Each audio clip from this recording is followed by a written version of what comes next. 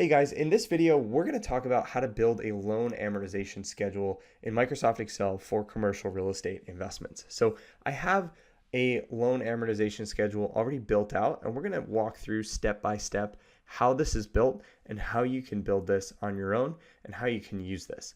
So number one, we're going to have some loan terms. So I have some loan terms here. Now everything in blue text is going to be a manual input that's going to drive the rest of the model. So if you make changes to any of these loan amounts, so say you make this 500,000, then the rest of this model is going to change. So it's meant to be dynamic in the sense that if you change any of these, the rest of this model will change. Now the amortization period is 30 years. Now as you can see, if you look up in the formula bar, you can see that it only has the number 30 in there. So what do I do to create the years? Well, if you hold down Control and hit 1, you're going to come up with the Format Cells window. And in the Format Cells window, what I've done is I've made custom formatting, and that custom formatting is 0 and then in quotation marks years. And what that does is that allows me to enter a number in here that Excel will recognize as a number that allows me to use this number to drive other formulas in the model. So if I were to type in 30 years in here and I didn't have the formatting in here, then these calculations wouldn't be able to run because they wouldn't be able to use this 30 to run off of. Now we have an interest only period. And again, I have that same custom formatting. So if you hit Control 1, you can see there's 0 and then months. So the interest only period allows you to have an interest only period for your loan amortization schedule. So if I were to make this say 12 months, so you can see it really easily, the principal payment will be 0 for the first 12 months. Right now I have this at 0, but I just want to show you the functionality of that. Then the interest rate, that's pretty explanatory. And then the term. And the term is really only important because we're going to use this calculation in order to calculate our balloon payment at the end of the life of the loan. So let's dig into the actual table and see how this is built. So let's start with end of year. So if we start in column B and we go through the end of the year, we can see that we have nothing in these cells, but then we have the number 1. Okay, so this is going to be really tedious if we're going to just type in 1, 2, 3 at month 12, month 24, whatever. So we're going to use a formula here. And the formula is if error. So we're wrapping this in an if error, saying if there's an error, then bring back double parentheses, which is nothing.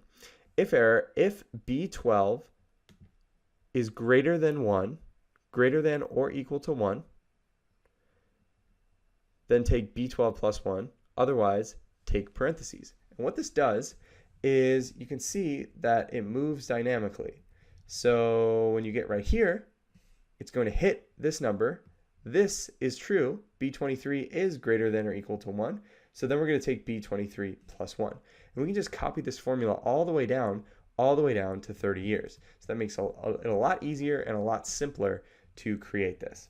Month is pretty simple. So you'll take the number 1 and then you'll just add 1 and you're going to hit Shift Control down and you can hit Control D and that's going to copy the formula all the way down very quickly. Then we've got our beginning balance. So we know our beginning balance is C3, which is going to be the loan amount.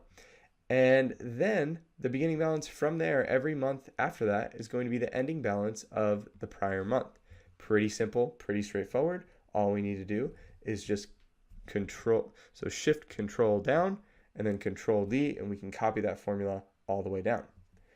Now, we have our principal payment.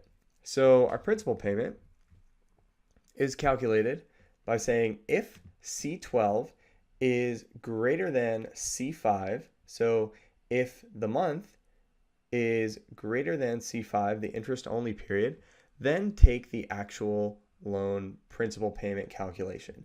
And this is the principal payment calculation. So if you're not familiar with that, the principal payment calculation is PPMT. And then you're going to take the rate and divide that by 12 because it's a monthly rate. Then you're going to take the period. So the period of this is month 1. Then you'll take the number of periods. So the amortization period. So we've got 30 times 12. So this is why the custom formatting is helpful. And then we have negative C3, which is going to be your initial loan amount or your present value. Ultimately, the future value is going to be 0 because you're going to pay it all off. And the type is 0. So we're saying we're going to pay that at the end of the month. And then the value, if false, is 0, so that we're basically saying if the interest only period, if this were 24 months, then we'd make this 0. But it's not, so we're going to calculate our principal payment. Then our interest payment is simply calculated by taking the beginning balance times the interest rate divided by 12. Very simple, very clean, very easy. All you need to do is just copy that formula all the way down. And then finally, your ending balance is just going to be D12 minus E12, which is your beginning balance minus your principal payment. So how much you're actually paying down your loan. So finally, the last thing we need to do to build this out is to calculate the balloon payment. And the balloon payment is calculated by the following. We're going to take VLOOKUP C7. So C7 is the term of the loan. So that's when you're going to have to actually pay off the loan. Then you've got B12 to G371. And that's just going to be your entire table down here. So it's basically going to use that as a lookup. Then you're going to take column 6. And column 6 is basically saying this is column 1, this is column 2, column 3, 4, 5, 6.